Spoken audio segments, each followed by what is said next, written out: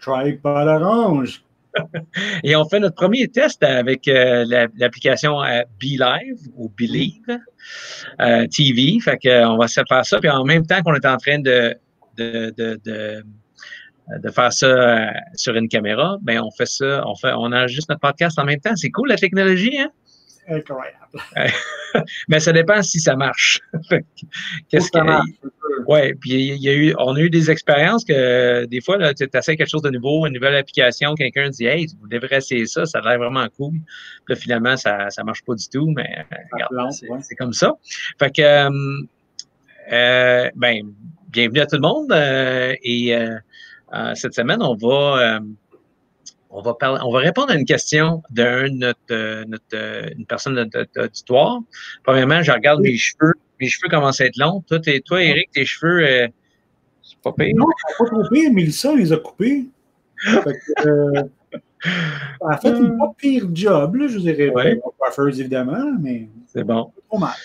Ben, écoute, Gilbert Pinard, il a partagé une photo de, je pense, sa fille, elle a essayé de couper les cheveux, puis là, ben, c'était pas mal n'importe quoi, mais il a comme osé. Moi, j'étais avec de prendre le clipper. C'est ça. Ouais, Lynn ne veut pas le clipper, mais j'étais avec de prendre le clipper. Fait que, écoute, bienvenue à tout le monde. Cette semaine, on va répondre justement à une question auditrice. Et puis, par rapport aux metrics, c'est quoi en français les metrics? Les specs, les codes? Ouais, code, c'est bon. Les paramètres que tu reçois des différents appareils, c'est ça que tu veux dire? Oui, ben, en fond, qu'est-ce qu'elle disait, c'est qu'on reçoit plein de données présentement sur nos montres, dans nos entraînements, par rapport à Training Peaks, qu'est-ce qu'on voit sur Strava, puis elle veut savoir qu'est-ce qu'on fait avec ça, puis qu'est-ce que ça veut dire. Oui, parce que la personne disait, on peut-tu dire c'est qui? Oui. Ben, moi, je pense que oui. Karine disait, OK, c'est le fun, j'ai ma cadence, mais les autres affaires, ça veut dire quoi? Mm-hmm. Fait que, par exemple, je ne sais pas, elle prenait son petit Garmin, puis elle recevait sa cadence de pédalage, mais à part ça, elle avait plein d'autres affaires qui apparaissaient, puis elle ne savait pas trop ce que ça voulait dire. Exactement. C'est ça qu'on va répondre. Oui, puis on va passer à travers un peu d'une coupe d'affaires. Fait que, ben, premièrement, là, qu'est-ce qui est important à savoir, c'est que toutes ces données-là, les metrics, c'est des outils. OK? C'est des outils pour nous guider en espérant vers une progression puis une amélioration de qu'est-ce qu'on fait comme sport. Okay? Fait que la base de tout, là, c'est, tu sais, on a fait des podcasts, on est rendu à 180 podcasts, là, mais à travers les podcasts qu'on a fait, qu'est-ce qui revient tout le temps, c'est que l'idée de base, c'est, ben, bouger, s'entraîner, ben, se garder en forme. Déjà, c'est très bon. OK? Là, on veut pousser ça un peu plus loin. Ben là, il faut faire des intervalles, il faut faire du race pace, du tempo. Il y a toutes sortes de langages par rapport à ça, de l'endurance, la vitesse, la puissance, des choses comme ça. Puis on fait toutes ces choses-là pour aller chercher une amélioration. Parce que c'est ça le but. OK? La plupart des gens, les triathlètes, ils veulent améliorer, ils veulent progresser vers des objectifs. Fait que, en partant, si on s'entend que notre objectif, c'est de progresser, la dernière chose qu'on veut faire, c'est de freiner notre entraînement, de s'empêcher de bouger à cause qu'on est mêlé par rapport aux données, aux metrics, aux data. Il ne faut pas que la data, puis toutes ces patentes-là, nous empêchent de faire ce qui est de la base, c'est de s'entraîner puis de bouger. Bon. Dans tous les entraînements, que ce soit la natation, dans tous les sports, que ce soit la natation, le vélo ou la course, c'est tous des sports cycliques, des sports d'endurance, linéaires, tu sais, dans le fond, on ne va pas de droite à gauche, il n'y a pas de ballon à dribbler, il n'y a pas de tactique d'équipe. On avance. Okay? Puis la plupart, on fait ça comme contre la montre ou contre nous-mêmes, on veut juste progresser. Fait qu'il y a certaines bases qu'on veut développer. OK? C'est quoi un des bases qu'on veut développer? Mettons qu'on veut faire un triathlon qui dure 2 heures, un olympique ou un... L'endurance. L'endurance. Fait qu'on veut développer l'endurance. C'est quoi une autre affaire qu'on va développer? La vitesse. La vitesse. OK? Fait qu'on a de l'endurance parce qu'on veut aller longtemps, on veut aller rapidement en vitesse. Y a-t-il une autre chose? Avoir un rythme cardiaque constant. Ah, ouais, un rythme cardiaque constant. Parfait. Fait que tu sais, on veut que notre cœur bat d'une certaine vitesse. Ça, c'est l'endurance. On veut développer la vitesse, tu sais, le plus possible pour être le plus vite possible. Parfait. Et on veut faire de la distance. Hein? Tu sais, on dit, ben, regarde, peut-être on veut faire 1 kilomètre, des fois on veut faire 5 kilomètres. Fait qu'il y a certaines affaires de base qu'il faut faire. Je me rappelle en tout cas, avant que les montres GPS existent, ben, on balisait notre parcours. Et puis, on faisait, exemple, on balisait notre parcours de 5 kilomètres. Je mettais des petits drapeaux dans le gazon chez les voisins. Ils ne savaient pas. Puis là, j'avais ma montre. Puis là, ben, je cliquais sur ma montre à tous les kilomètres. Pourquoi je voulais savoir ça? C'est parce que je voulais savoir est-ce que je gardais le même temps par kilomètre pour arriver à mon 5 kilomètres. Fait que dans les montres, pour la course à pied, qu'est-ce qu'on a d'intéressant? C'est le GPS qui nous donne quoi? Le parcours, la distance. Moi, c'est pas mal ça. Là. Et la vitesse. OK, oui, le pace. La vitesse aussi. Okay? Fait qu'il nous donne combien de temps que ça nous prend par kilomètre. Fait que le pace que moi, je roule par kilomètre, ça, c'est intéressant. OK, là, j'aime ça savoir, OK, là, je suis en train de rouler à tel pace parce que si je décide, ben, je vais faire 25 minutes pour un 5 km. Mais si je roule à 5 minutes le kilomètre, tout le long de mon 5 km, les chances que je réussisse mon objectif sont très bonnes. OK? Fait qu'en ayant cette donnée-là sur la montre, la vitesse par kilomètre, ben, c'est facile à gérer mon effort. Fait que ça, c'est une donnée que je trouve qui est intéressante. Puis une fois qu'il est loadé dans ton Training Peaks ou dans ton Strava, bien, à travers ça, on peut aller voir c'est quoi la vitesse que tu as maintenue pendant l'entraînement. Est-ce que tu as eu des spikes? Est-ce que tu as eu une perte de vitesse au cours de ta course? Bon, blablabla. OK. Comme ça. Fait que ça, c'est une donnée qui est intéressante. Où est-ce que ça devient un piège? C'est quand on commence à faire des intervalles. OK? Ah oui. Ça, c'est dans tous les 3 sports, que ce soit la natation, le vélo ou la course à pied. Quand on commence à faire des intervalles, c'est un piège de savoir c'est quoi notre moyenne de vitesse parce que qu'est-ce qu'on voit à la fin de l'entraînement, juste la moyenne ne dit pas toute l'histoire de l'entraînement. Non. Le résumé de ta course, c'est pas ta course. Dans le sens où peut-être que ta montre va te dire ah, ben dans cette course-ci, tu as fait une moyenne de 6 minutes 36 secondes par kilomètre. Mais si tu as fait des intervalles, ben c'est peut-être pas ça. Quand tu as peut-être couru vraiment rapidement, puis tu as pris des pauses qui, eux, ont fait monter ta moyenne finalement. Exactement. Puis les gens ont tendance, qu'est-ce que j'ai vu, ils ont tendance à peser sur pause sur leur montre pour pas que leur moyenne ralentisse ou monte. OK? Fait qu'exemple, tu es en train de faire des 8 minutes de course à pied, puis il faut que tu maintiennes un pace d'exemple 21 km, un pace de demi-marathon. Si tu es quelqu'un qui roule 5 minutes les kilomètres, tu vas faire 10 minutes pour cette partie-là. Puis, tu dis, OK, mais je vais tenir 2 km, 5 minutes à kilo, je vais faire 10 minutes. Puis là, j'ai une pause de 2 minutes. Bien, les gens ont tendance à peser sur pause pour que leur moyenne reste à 5 minutes, pour que quand ça va public, ouais. que les gens disent, wow, t'as gardé une super bonne moyenne. Wow, tu sais, kudos. Oui. Ouais. Fait que là, qu'est-ce que j'ai vu en course à pied? C'est pas si pire parce qu'au bout de la ligne, tu as pris quand même tes pauses. Okay? Fait que tu as quand même pris ta pause de 2-3 minutes. Fait que même si tu as pesé sur pause, oui, tu n'auras pas ta distance réelle, parce que si tu pèses sur pause, la montre ne dit pas ta distance que tu as faite réelle. Mais le problème, ça vient quand on fait de la natation. Quand on fait de la natation avec les moyennes par 100 mètres ou la distance qu'on a faite, à chaque fois qu'on fait, mettons, du kick, OK, juste avec tes jambes, ou on fait des éducatifs.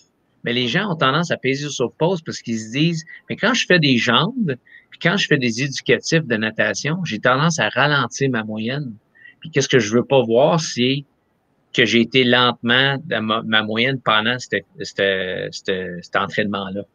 C'est pas ça Mais que je veux voir. ça, est-ce que ça ne vient pas fausser ce que toi, tu vois comme coach, parce que tu vas aller voir les entraînements des athlètes, puis tu vas faire Hum. Ah, mais il fait du 5 minutes au kilomètre, par exemple, dans cet entraînement-là où il y avait des pauses de 2 minutes. Waouh! Il est rendu fort en table, mais c'est pas vraiment la réalité, là. Exactement. Puis c'est arrivé quelques fois récemment où ce que j'ai regardé des entraînements des personnes, ils disent oh my God, t'es vraiment une bonne moyenne. Ah, mais c'est parce que mes pauses ou mes relax n'étaient pas là. Ah, OK? Fait que je fais ah, OK, bon, mais peut-être que t'es-tu plus vite que je pensais? T'es-tu. Fait que là, c'est vraiment important que toute cette partie-là, là, justement, les pauses en natation, en vélo, mettons, tu te dis, OK, mais, hey boy, je vais. Écoute, il y a quelqu'un qui m'a dit l'autre jour, il était en vélo, puis là, elle suivait son chum. OK? Puis là, elle réalisait que quand elle suivait, elle draftait, OK? Ben, ses watts baissaient beaucoup. ben, OK? Fait que là, elle allait, mettons, à 30 km/h, puis là, les watts baissaient. Puis là, elle disait, ah, elle dit là, il faut que je me tienne loin de lui parce que mes watts sont en train de descendre. OK? Parce qu'elle, qu'est-ce qu'elle voulait voir, c'est la moyenne de watts à la fin de l'entraînement était forte. OK? Donc, OK. elle changeait son mode d'entraînement ou la façon qu'elle faisait pour qu'elle voit une donnée X. OK?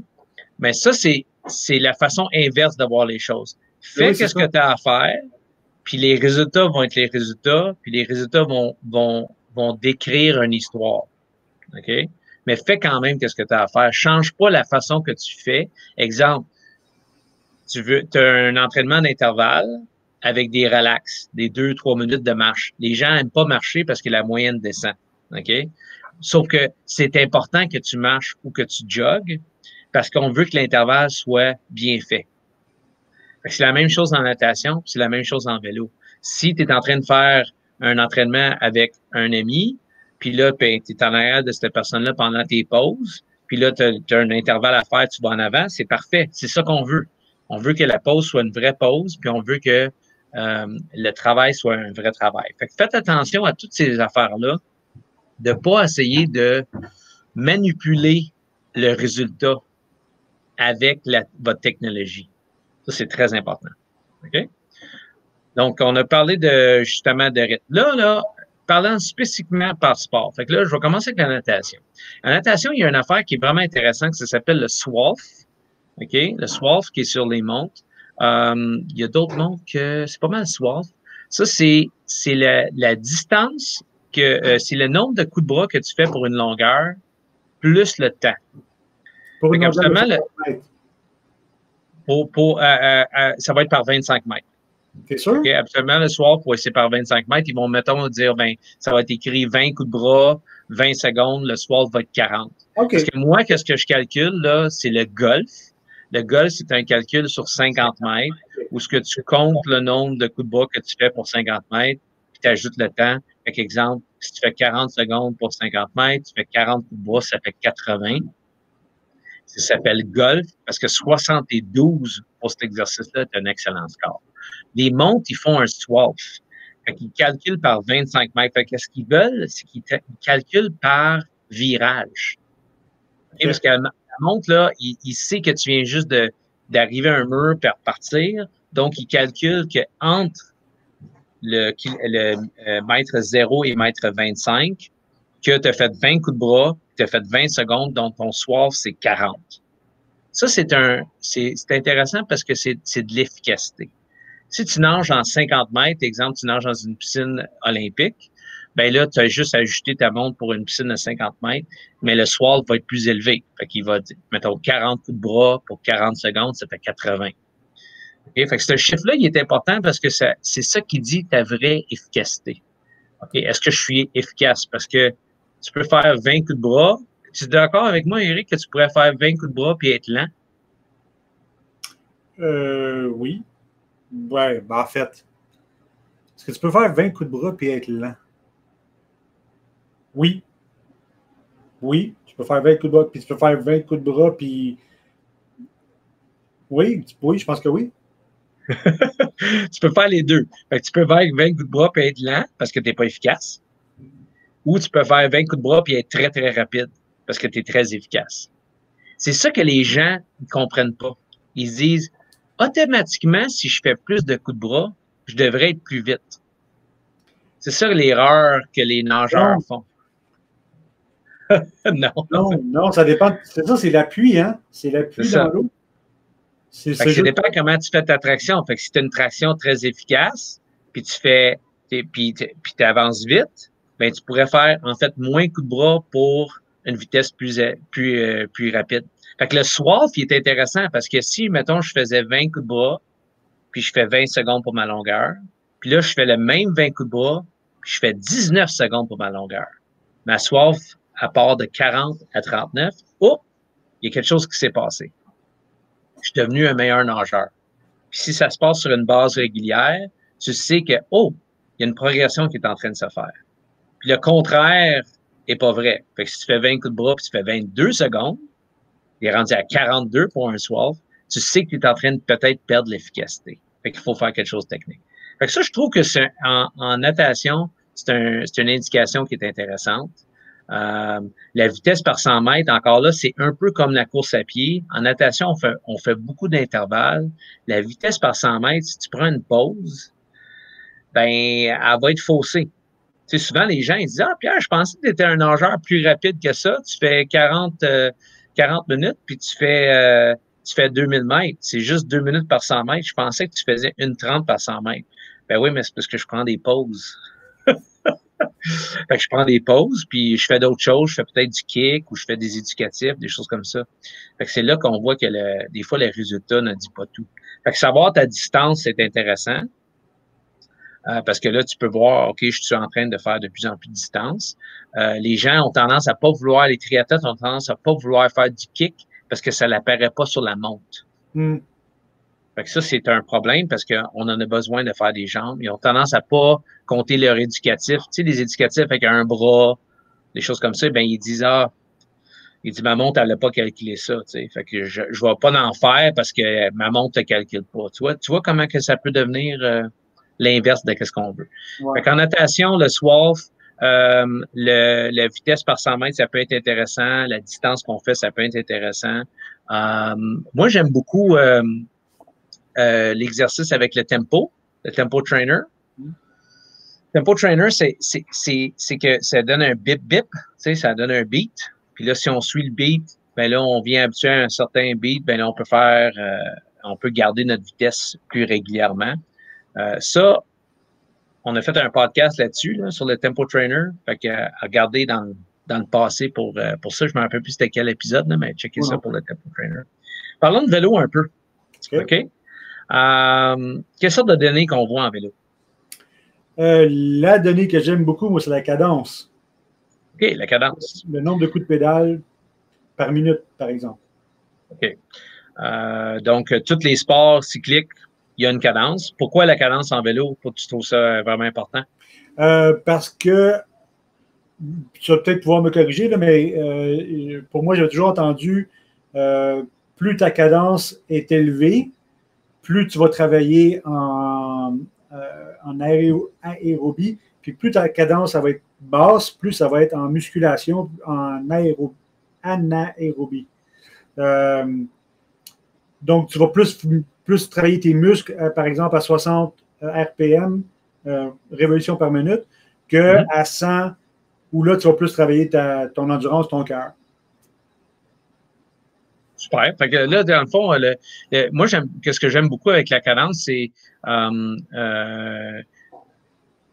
on peut s'habituer à un certain rythme. C'est bon avoir, tu sais, en endurance, d'avoir le rythme qui est tout le temps pareil. Quand on avait fait le podcast avec Christian Ouellet, lui, pendant ses comptes à montre, il vérifiait 3 données très importantes. Il vérifiait tout le temps la cadence. Mm-hmm. Il vérifiait tout le temps sa puissance. Puis Okay. en même temps, à cette heure, il vérifie les watts. Ah, OK? OK. Il fait les trois en même temps. Fait qu'il est tout le temps en train de vérifier est-ce que ma cadence est encore à 100, 100, 100, 100, 100? Est-ce que mes pulsations sont encore dans le range que je vise? Fait qu'entre 150 et 65, pour lui, c'était peu importe la distance qu'il voulait faire, il savait qu'il voulait garder telle pulsation. Puis est-ce que mes watts sont en train de sortir du range normal qui devrait l'être? Exemple, quand on monte une côte, les gens ont tendance, sans le savoir, à pousser beaucoup plus de puissance sur leur pédale que quand ils sont sur le plat. Qu'est-ce que ça fait? C'est qu'on sait que, exemple, mettons ton FTP, c'est 230 watts pour un test de FTP, mais tu sais que que t'es pas capable de tenir 300 watts pour bien longtemps. Tu sais que si tu le fais souvent, un après l'autre, après l'autre, après l'autre, éventuellement, tu vas te fatiguer, tu vas avoir des crampes aux jambes, des choses comme ça. Donc, lui, il surveillait voir ses watts, est-ce qu'il était en train de sortir d'une zone de confort qui était trop haute parce qu'il savait qu'il y avait, mettons, 40 km à faire ou 90 km à faire en contre-la-montre. Puis il vérifiait les pulsations. Les pulsations, c'est l'affaire présentement dans le sport moderne qui est le plus négligé. OK? Parce qu'on a du pace, parce qu'on a des watts, parce qu'on a des temps par 100 mètres, puis parce qu'on a des temps par kilomètre, puis parce qu'on a toutes sortes de données de puissance, de cadence, tout ça, qu'est-ce qu'on est en train de négliger beaucoup présentement, c'est les pulsations. OK. Parce que les gars sortent de leur range puis ils tombent en anaérobie ou pourquoi exactement? Quand on n'avait pas toutes les données, la seule chose qu'on avait, c'est les pulsations. OK? Avant, sur le vélo, la seule chose qu'on avait, c'est on avait la cadence, on avait la vitesse. Puis la vitesse, honnêtement, si tu es dans le vent de face ou en train de monter une côte ou de descendre une côte, ça nous dit pas tant que ça. L'histoire est pas très, très bien définie quand on parle uniquement de vitesse sur un vélo. Puis on avait la pulsation. Les pulsations, c'est notre effort. Okay? Puis on en a parlé dès le début, là, savoir si ta pulsation est très régulière, très constante pendant une épreuve d'endurance, c'est très important. Okay? Donc, quand on s'entraîne, on a tendance à complètement mettre de côté les battements de cœur durant l'hiver. On s'entraîne avec la vitesse, on s'entraîne avec les watts, on s'entraîne avec la cadence, puis on suit les entraînements, puis c'est parfait. Quand on arrive à l'extérieur, il y a beaucoup de gens qui n'ont pas des watts sur leur vélo. Ils ont juste la vitesse et ils savent un peu leur cadence. Puis là, tout d'un coup, ils savent pas s'ils sont en train d'aller trop vite ou trop lent.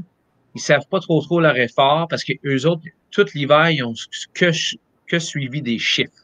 Des chiffres, des chiffres, des chiffres. Puis en vélo, les données les plus importantes, c'est notre effort constant parce qu'on veut faire le contre-la-montre. Donc, on a besoin de savoir notre pulsation. Qu'est-ce que je suggère, là, c'est que les gens commencent à réutiliser le heart rate.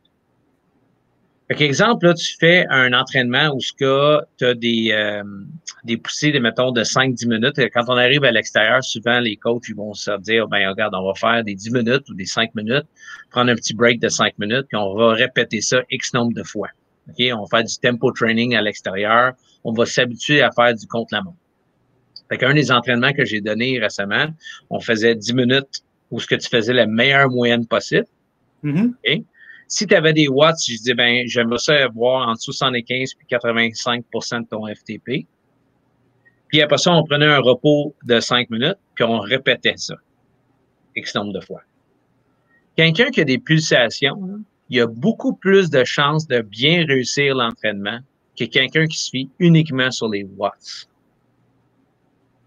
OK. Parce qu'on était à l'extérieur. Qu'est-ce qui est arrivé l'autre jour, là? L'autre jour, il y avait des côtes, puis il y avait du vent. OK? Donc là, on est contre le vent. Dans le contre le vent, on est en train de faire notre 10 minutes, puis il faut que je tienne 75 à 85 de mon watts. OK? Fait que là, je pousse. Là, je contre le vent. Là, je pousse. Et là, je travaille fort, hein? Là, oui, surtout si tu veux maintenir ta vitesse que dans ta tête, tu es supposé faire. Oui. Fait que là, tu es en train de regarder, tu dis, hey, je roule juste à 22 km/h. D'habitude, je roule à 30. Mais je suis en plein dans mon range de watts. Ça va pas bien. C'est ça que tu te dis tout de suite. Tu te dis, ah non, OK, là, pourtant, je suis en train de pousser le bon pourcentage, mais je vais seulement à 22 km/h. C'est pas bon. Si par contre, tu avais tes pulsations, puis tu savais que quand tu tiens 75 à 80% de ton FTP, tu es à 155 de pulsation, puis tu es dehors contre le vent, puis là, tu es à 155 de pulsation, tu sais que peu importe l'effort que tu es en train de donner, elle est parfaite. Tu es correct. Si par contre, tu es contre le vent, puis là, tu es à 145 de pulsation, puis d'habitude, tu sais que tu peux tenir 155, ben, tu sais que tu peux accélérer sans crainte. Si on est avec le vent, si avec les watts, avec le vent, ben, le vent te pousse, fait que tu pousses moins de watts pour aller à la même vitesse que tu irais normalement. Tu forces moins, fait que tes pulsations sont plus basses.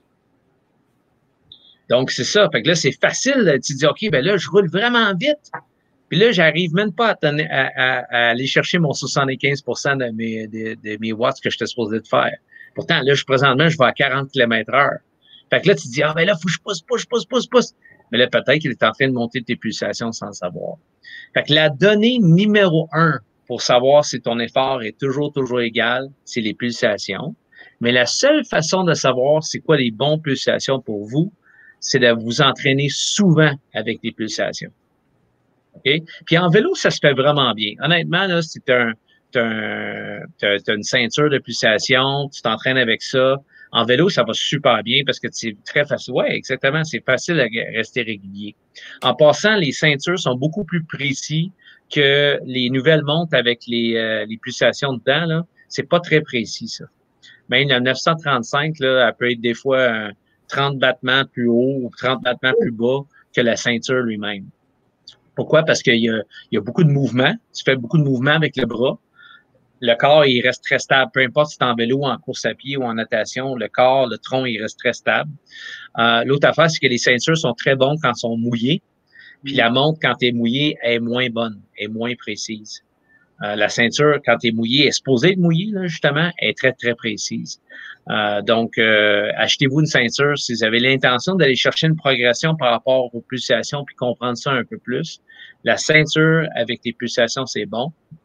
Puis souvent, je vais avoir des gens qui vont me dire, ah ben 155, Pierre, c'est-tu bon? C'est quoi la réponse à ça, Eric? Non, mais ça dépend pour qui. C'est très personnel. Ça dépend de ton âge, ça dépend. Oui, c'est ça. C'est très personnel. Fait que là, c'est pour ça que je dis, quand vous faites un test d'FTP ou un test de course à pied, faites-les avec votre ceinture de pulsation, votre heart rate monitor. Faites-les avec ça et vous allez avoir une donnée qui est vraiment très intéressante. Vous allez pouvoir calculer avec votre coach des pourcentages, des choses comme ça, mais juste en l'utilisant souvent, vous allez comprendre, OK, moi, à 155 là, de pulsation, à ma vitesse de 75% d'effort, ben, je peux t'offrir ça 1 heure, 2 heures, 3 heures, pas de problème. Tu viens à te connaître. Puis honnêtement, ça, là, ça change pas beaucoup. Les pulsations, là, à l'effort, à un certain effort, en forme ou pas en forme, change pas beaucoup. C'est ta vitesse qui va changer. Ah. Fait que là, mettons, à 155, je sens que je peux tenir longtemps, mais je vais plus lent. Mais là, tu améliores ton entraînement, puis au même 155, tu vas plus vite. C'est pour ça que la pulsation, c'est quelque chose qui est très stable, qui change rarement. Okay? Tu peux aller chercher peut-être un 5-10% avec vraiment l'entraînement de VO2 max, puis tout ça, mais il n'y a pas beaucoup de changements, en forme ou pas en forme. Souvent, quand tu n'es pas en forme, ben, les pulsations vont monter vite, tu sais, comme vraiment rapidement vers là, puis tu seras juste pas capable de le tenir longtemps parce que tu n'es juste pas en forme. Mais quand tu viens très en forme, ben, ça reste stable. Fait que ça, c'est une autre donnée qui est intéressante. Quoi d'autre sur le vélo qui est, fait qu'on a parlé de cadence, wattage. Pulsation encore. Les autres, l'incline peut-être. Le dénivelé. Le dénivelé. Ouais. OK. Fait que là, j'entends souvent parler de quelqu'un qui a fait une ride et il a dit, OK, ben moi, j'ai fait 50 km avec 2000 mètres de dénivelé. OK? Bon, ben, qu'est-ce que ça veut dire? Fait que, mettons, j'ai fait 50 km avec 100 mètres de dénivelé. Puis là, j'ai fait un autre 50 km avec 1000 mètres de dénivelé. C'est quoi la différence entre les deux? Ben, tu as monté plus souvent sur la ride que tu as fait un 1000 mètres de dénivelé que celle de 100 mètres de dénivelé, qui était probablement très plat. Le 100 mètres, le 1000 mètres de dénivelé sur 50, tu commences à avoir des petites côtes, là. OK. Fait que c'est quoi le dénivelé? Le dénivelé, c'est justement, c'est le montée, c'est uniquement le positif. Quand on entend dénivelé, Ouais. là, tu sais, tu as le dénivelé total, dénivelé positif, non. Mais quand on entend dénivelé, là, c'est uniquement qu'est-ce que tu as monté. OK? Fait que quand tu vois sur Zwift, puis ils disent qu'il y a 153 mètres de dénivelé sur 10 km, ben c'est juste la montée. OK? Fait que plus que ce chiffre-là, il est haut, le plus que la ride va être difficile. Par contre, si je fais 100 mètres de dénivelé sur 50 mètres, sur 50 km, là, je fais 200 mètres de dénivelé pour 100 km. Répète tes chiffres. 50 km pour 100 mètres. Ouais. Puis 100 km pour 200 mètres. OK. Y a-t-il une différence entre les deux? C'est quoi la différence entre les deux? Ben, il y en a un qui va être plus long, mais le pourcentage de côte dans la côte de dénivelé va être la même. Ça va être pareil. OK? Ça va être pareil. Fait que là, le 200 mètres, il s'est juste doublé. C'est pour ça qu'il ne faut pas juste se fier là-dessus. Tu sais, quelqu'un dit, ah, cet entraînement-là, il y avait une ride sur Zwift, c'est 90 km avec un 2000 mètres de dénivelé. Puis tu as un autre qui est 128 km avec 2000 mètres de dénivelé. OK? Ouais. Ben, le 128 km, oui, il est plus long, mais c'est quand même un parcours qui est moins difficile que lui, que le 90 avec 2000 mètres de dénivelé. Fait que le plus haut le chiffre, le plus haut le chiffre en dénivelé avec une courte distance, le plus que tu sais que cette ride-là, il est difficile. Donc, Charleston qui est 40 km avec 2000 mètres 1600 mètres de dénivelé, là, tu dis, OK, ça fait juste monter. Là, tout de suite, tu fais, oh, ça fait juste monter. Exemple, Lake Placid, c'est 90 km avec 1000 mètres de dénivelé. Tremblant, c'est pas 90 avec 750, quelque chose comme ça? C'est comme 900 quelque chose. 900. Bon. Ouais. Puis là, ça, c'est l'autre affaire. C'est que là, le dénivelé, il ne dit pas tout. OK? Donc, quand on parle de Lake Placid puis de Tremblant, le dénivelé, là, il est à peu près pareil pour les deux épreuves. Il n'y a quasiment pas de différence. Mais Lake Placid est définitivement plus difficile que Tremblant. Puis la raison, c'est juste parce que la majorité du dénivelé est vers la fin du 90 km. OK. C'est dans le dernier 20 km. Fait que c'est dans le dernier 20 km que ça se passe. Là, le monde dit à Tremblant, ouais, mais la Tremblant, tu sais, le Duplessis, là, c'est vers la fin. Ouais, attends une seconde, il reste 10 km à la fin où ce que tu fais juste descendre. Fait que Tremblant, ça te donne une chance de qu'est-ce qu'on appelle flusher les jambes. Parce que tu finis l'épreuve, tu peux relaxer, flusher les jambes, tu peux sortir toute l'acide lactique, en tout cas, en guillemets, là. Puis, quand tu vas commencer à courir, tes jambes vont être un petit peu plus fraîches. Mais à Lake Placid, tu peux pas faire ça, parce que le dernier 20 km monte. C'est sans arrêt. Monte, là, tu arrives à... Il monte peut-être pas comme ça, mais il monte tout le temps, à 2 ou 3 jusque tes 20 derniers kilomètres, je pense. Exactement. Keene? Non. C'est quoi la ville que tu tournes quand tu tournes sur la rue pour que ça en va jusqu'à Placide? Wilmington? Wilmington. Puis là, c'est ça. Où est-ce que tu tombes sur Papa Bear, Mama Bear, Baby Bear? Oui. Mais, tu sais, c'est pas des gros inclines, mais il y a toujours un incline. Il est toujours là. Exactement. Fait que là, c'est pour ça que le dénivelé ne dit pas tout, mais ça dit quand même que quand vous faites des parcours avec un très haut dénivelé, le parcours est beaucoup plus coûteux puis beaucoup plus difficile. OK? C'est vraiment important, ça, que quand vous visez une course puis vous avez un haut dénivelé dans la course, c'est important de se préparer pour ça. Fait qu'un des affaires qu'on fait avec les athlètes, c'est qu'on leur demande de s'entraîner sur des parcours qui ressemblent le plus possible à leur objectif final. Donc, si vous avez l'intention de faire une épreuve, exemple, à Lake Placid ou au Maine ou à Tremblant ou n'importe quel, comme Syracuse dans le temps, là, tu sais, c'est des parcours qui ont un haut dénivelé. Ben, c'est très important que vous ne faites pas la majorité d'entraînement juste sur le plat. Parce que vous faites juste l'entraînement sur le plat, même si vous êtes très fort, très puissant, il y a quand même une différente technique quand on monte que quand on fait juste du plat. Exactement. OK, fait que ça, c'est une affaire importante. Fait qu'en vélo, on a parlé de watts, on a parlé de dénivelé, température, des choses comme ça, c'est vraiment pas très important. La cadence, extrêmement important. Tu sais, en vélo, là, la base, c'est de savoir changer tes vitesses au bon moment. Ça, c'est très important. Il n'y a aucune donnée sur une montre qui dit que tu as changé tes vitesses au bon moment. Okay? Ça existe pas, ça. OK? Ces données-là n'existent pas. Fait que tout ce qu'il fait, c'est que tu vois comme, je suis en train de monter une côte, puis tout d'un coup, boum, je commençais à ralentir ma cadence, je comprends pas. Mais ça, c'est tout par rapport à la vitesse. OK? Il y a une bidule, je sais pas c'est quoi le nom de la bidule. Sébastien Binette, s'il m'écoute, il l'a trouvé, lui. C'est une bidule que tu mets sur ton vélo, que quand il est synchronisé avec le DI2, change tes vitesses automatiquement selon qu'est-ce qui s'en vient comme côte. Voyons donc.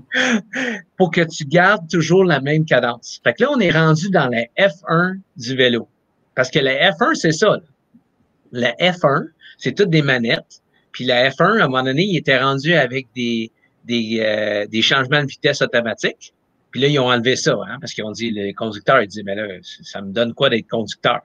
Mais automatiquement, la F1 arrivait à un certain, la voiture arrivait à un certain endroit, puis changeait de vitesse juste à la bonne place pour avoir un maximum d'efficacité, OK? Ben, il y a une bidule qui se vend qui change tes vitesses sur ton D2. Wow. Fait que là, ça veut dire que ta cadence, mettons, tu dis, OK, moi, je vais avoir une cadence de 90 tout au long de mes preuves, mais tu n'as même pas besoin de penser à qu'est-ce qui s'en vient. Automatiquement, il change. Fait que c'est un. Fait que ça s'en vient. Je ne sais pas si, à un moment donné, ils vont avoir des règles par rapport à ça. C'est quand même une autre affaire qui vaut un autre 1000 pièces qu'il faut que tu ajoutes sur ton vélo. Mais on se demandait l'autre jour, est-ce que ça existe? Parce que ça serait quand même cool. De pas obligé de penser pour justement maximiser toutes les vitesses et toutes les choses comme ça. Puis tu as juste à penser, OK, pulsation, cadence, pulsation, cadence, pulsation, cadence. Le reste, il change tout ça. Pas pire, hein? OK. Fait que là, à course à pied, il y a une nouvelle affaire qui s'appelle la Stride. La Stride, c'est une espèce de footpod qui vaut quand même 200 US là, qui t'ajoute sur ton soulier. Puis lui, il s'est rendu qu'il calcule le wattage avec la course à pied. Donc, il peut te dire, bon, mais vous poussez présentement 30 watts pendant que vous êtes en train de courir, exemple, des choses comme ça. Fait que, moi, je pense que ça va être une nouvelle donnée qui va être intéressante. Encore là, si c'est pas jumelé avec une connaissance de pourquoi que c'est important, ça donne à rien d'avoir ça. Okay? J'ai dit à quelqu'un aujourd'hui, elle m'a dit, là, j'ai un vélo qui vaut tant, je pense que je vais upgrader, puis le kit. Puis là, j'ai dit, ben, est-ce que tu as l'impression d'avoir maximisé ton entraînement présentement pour arriver à un point où tu sens que tu as besoin d'un upgrade en technologie, puis en mécanique, puis en pièces, puis tout ça? Elle dit non. Elle dit non, je pense pas. Je pense que je peux encore m'entraîner mieux avant ça. Je dis, ben, c'est ça que tu devrais faire. Tu sais, dis-toi, ben, si tu atteins un certain niveau, donne-toi des objectifs personnels. Si j'arrive à atteindre un certain niveau, que moi, ça va me satisfaire, point de vue performance, là, à ce moment-là, peut-être que je devrais arriver à dire, OK, mais je vais m'ajouter, exemple, des roues profilées, ou je vais m'ajouter la petite bidule qui change mes vitesses, ou, tu sais. Fait que c'est toutes des affaires cool, mais même si vous avez tout ça, là, si vous ne savez pas pourquoi, qu'est-ce que ça donne, puis pourquoi que ça me fait que je peux améliorer ou pas, mais ça ne donne rien de l'avoir. Es-tu d'accord avec moi? Tout à fait d'accord. Bon. En fait, j'ai expliqué exactement ça à mes voisins en fin de semaine, parce qu'on parlait il y a comme 2 semaines, ou la semaine passée, du super vélo à acheter, là, que je voulais, que si on gagnait à l'auto. Puis, Ouais. ben, au lieu d'acheter ce vélo-là, je vais perdre les 20 livres que j'ai à perdre, puis je vais garder le 10 000 US qui coûte le vélo, puis je vais avoir la même chose. Tu sais. C'est ça. C'est comme, garde ton argent, puis améliore-toi. Puis quand Ouais. toi, tu n'auras plus rien à améliorer, bien là, commence à améliorer ton vélo. Exactement. Non, mais c'est super. Fait que, petit résumé rapide, la natation, j'aime bien le SWOLF. Si vous avez à utiliser une donnée intéressante, utilisez le SWOLF. Ça, c'est un feedback technique qui est vraiment intéressant à avoir. Le vélo, on a parlé de cadence, définitivement très intéressant. Pulsation, je pense, de plus en plus, les pulsations, ça va être l'affaire dans l'avenir que les athlètes vont utiliser de plus en plus. OK? Pulsation, cadence, pulsation et évidemment, si vous êtes capable d'avoir les wattages, puis financièrement, vous êtes capable de vous payer ça, c'est quand même intéressant parce que la plupart des gens, présentement, s'entraînent avec des wattages à l'intérieur l'hiver. Donc, si vous êtes capable de trouver une façon de transférer ces données-là pour à l'extérieur, je trouve que c'est très intéressant à faire.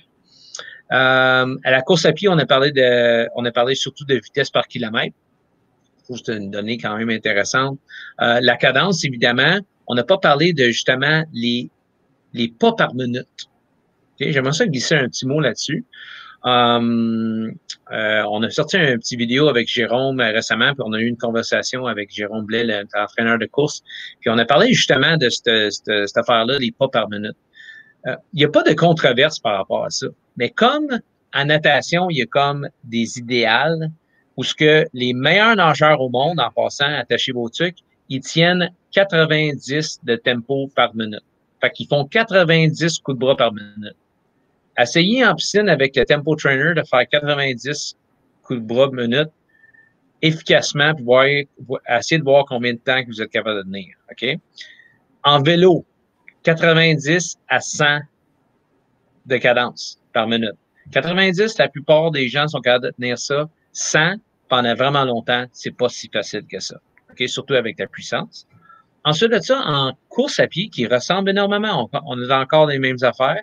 90 cycles minutes ou, encore là, qu'est-ce que les gens utilisent tout le temps? 180 pas minutes. OK? Encore là, c'est un chiffre, un guide. Il y en a qui sont un petit peu plus bas, 170, 165 peut-être. Il y en a qui sont plus hauts, 190 jusqu'à 200. Mais il y a comme un range à un moment donné où il ne faut pas aller trop bas. Les gens qui courent en bas de 165 pas, en général, c'est des gens qui sont très, très grands. OK? Quand même assez puissants comme coureurs. Mais ça peut devenir un handicap pour des longues distances. Parce que le plus long qu'on fait en distance, le plus que la cadence est élevée, le moins de, comme tu t'as dit au début, de musculaire. Tu sais, quand tu avais dit la cadence en vélo très basse, c'est plus musculaire. Ben en endurance, qu'est-ce qu'on veut pas? C'est qu'on veut pas que nos muscles faiblissent, justement. Okay? Fait que la course à pied, justement, une belle cadence de 180 minutes. Moi, je suis plus à 172. J'ai de la misère à garder mon 180, mais je pense que j'ai besoin de travailler plus sur mon cardio. Mon cardio, il est pas super fort. Je fais pas assez de côtes.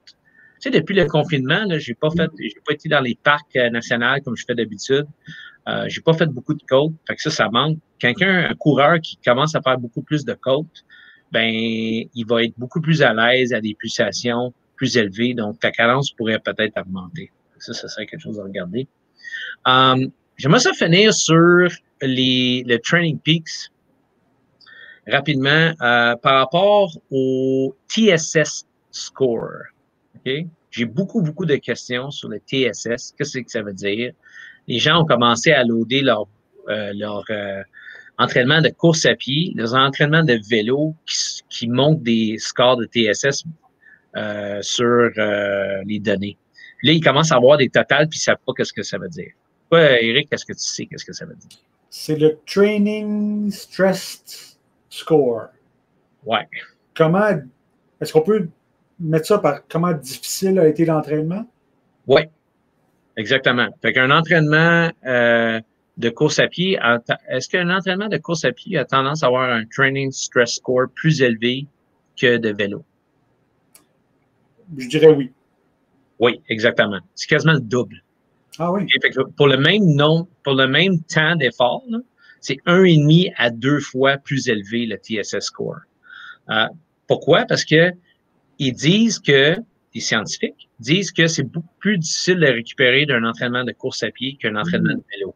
Il y a beaucoup plus de chocs sur le corps. Donc, les entraînements de natation, souvent, les training stress scores sont beaucoup plus bas, sont plus bas que le vélo. Le vélo est plus bas que la course à pied. Okay? Fait qu'un coureur va avoir tendance à avoir plus besoin de récupération qu'un cycliste, puis un cycliste plus besoin de récupération qu'un nageur. C'est pour ça que les nageurs de très haut niveau peuvent nager 25 heures par semaine. Parce que le stress sur le corps, musculairement, et point de vue tendon et articulation, est beaucoup moins élevé. Là, les gens m'ont dit, c'est quoi qui est bon? OK. J'ai un super site pour ça. Ça s'appelle, c'est G-O-O-G-L-E. OK? Je dis ça à tout le monde parce que quand quelqu'un me pose une question, tu sais qu'est-ce que je fais? C'est avec toutes mes 37 ans d'expérience comme coach. Là, hey Pierre, c'est quoi un bon training stress score pour un triathlète qui fait du olympique? Tu sais qu'est-ce que je fais? Je vais dans Google, je dis, c'est quoi un bon training stress score pour triathlon? Ah oui. Et je le dis là, faites ça. Training Peaks ont sorti un tableau, OK, féminin, masculin, avec des différentes distances de course, puis ils disent les ranges de training stress score, qu'est-ce qui est voulu après X nombre de semaines. C'est très, très intéressant. Les entraîneurs, c'est pas un secret, là. Les entraîneurs, on utilise ça. Fait qu'on sait qu'un athlète qui fait du Ironman, nous, on veut qu'il soit un minimum de 90 en CTL. OK, ça, c'est une autre patente. Pour qu'il soit correct pour l'Ironman. Fait que c'est comme 120 000 total de training stress score au bout de X nombre de semaines. Okay? Je dis un chiffre n'importe quoi. Mais on peut planifier un entraînement de quelqu'un avec le training stress score. Moi, j'ai tendance à je veux voir l'entraînement que la personne veut faire, puis on va s'enligner sur ce score-là vers la fin. Mais c'est ça. Fait que les gens, ils disent, ouais, mais ça veut dire que beaucoup plus haut, c'est bien meilleur. Pas nécessairement. Le training stress score est un piège parce que ça veut pas dire que si tu es très élevé dans ce score-là, que tu vas être un meilleur athlète qu'une autre personne. Ça, c'est très, très personnel. Puis on fait très attention au Training Peaks de pas dire voici le chiffre que vous devrez atteindre, parce que si toi, peut-être à 90, tu vas être plus fort que moi à 120. OK? C'est très, très personnel. Mais qu'est-ce qui est bon? C'est qu'après, à travers les années, mettons, tu as fait une distance olympique, puis tu étais à 40 de CTL, puis tu as fait une super bonne performance. Mais l'année d'après, là, quand on va revenir vers le même genre d'épreuve, on sait que si tu es proche de ce chiffre-là, il y a des bonnes chances que tu sois prêt pour cette course-là. Mm-hmm. Et c'est là que le training stress score devient très intéressant. Pour l'instant, les athlètes, là, stressez-vous pas avec ces affaires-là. Laissez les entraîneurs faire leur travail par rapport au training stress score. Vous, les athlètes, là, dites, hey, écoute, j'ai ça, coach, c'est-tu normal? Ça, c'est une excellente question. J'ai souvent cette question-là.